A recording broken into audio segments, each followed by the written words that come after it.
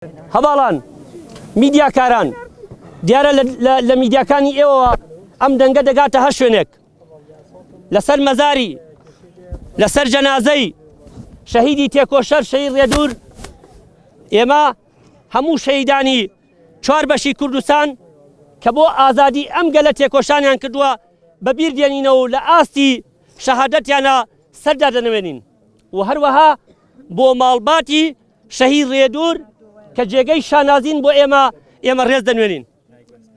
دەمەوێت ئیشارە بە دوو بابەت بدەم.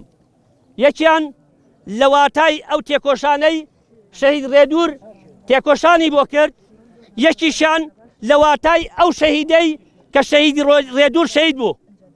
دیارە هەر کەس دەزانێت داگیرکەرانی کوردستان زیاتر لە سەدەیەکە جگەل لەوەی ئەم گەلەیان دابەشی چوار پارچە کردووە، بە هەمان شێوە قەتڵ و عام و کۆمەڵکوژی و ئەنفال و کیمیاباران لە هەر بەشێکی کوردستان بۆتە بەشی ئەم میلەتە.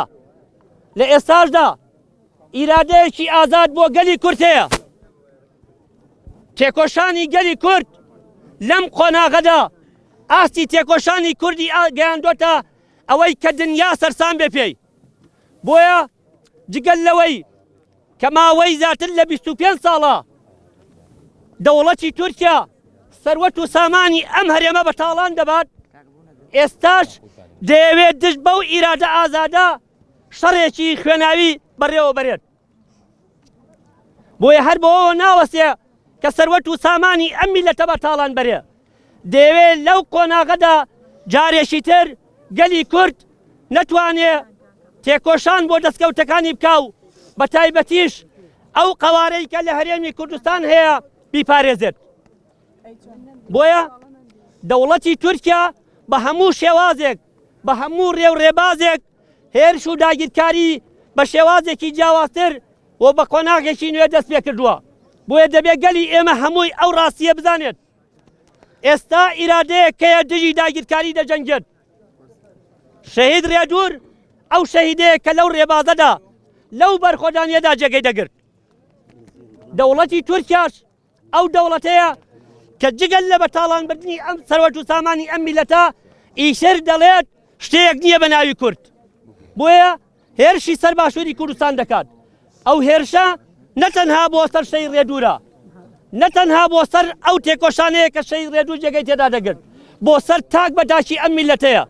ئەگەر داگیرکاری لە باشووری کوردستان سەر بگرە، ئیتر شتێک نامێنێ بە ناوی قەوارەی هەرێم، شتێک نامێنێ بە ناوی شکۆی تاک بە تاکی ئێمە کە لێرە داوەستاوین. بۆیە پێویستە قسە دەکەم، کاتی پرسیار نییە، ببوورە پرسیاری خۆ دوایی بکە. بۆیە دەبێت هەر کەس ئەو حەقیقەتە بزانێت لە هەمووشی خەتەرتر ئێستا دەیانەوێت شەڕی خوێناوی لە ناو کووردا بەڕێوە بەرن. بەداخەوە هێزێک کە پارتی دیموکراتی کوردستان و بنەماڵەی بەرزانی پێشەنگاتی دەکەن لەبارن بۆ ئەو دۆخە، لەبارن بۆ ئەو داخوازیەی دەوڵەتی تورکیا. بۆیە لە ئێستادا جوڵەی هێزەکانی پارتی دیموکراتی کوردستان بەو ئاراستەیەیە کە داخوازی داگیرکەرانی کوردستان جێبەجێ بکات. دەبێت هەر کەس لە ئاستی ئەو بەرپرسیارەتە بێت، نەیەڵن ئەو شەڕە دروست بێت. ئەگەر ئەو شەڕە دروست نەبێت داگیرکاری ناتوانێت سەر بگرێت.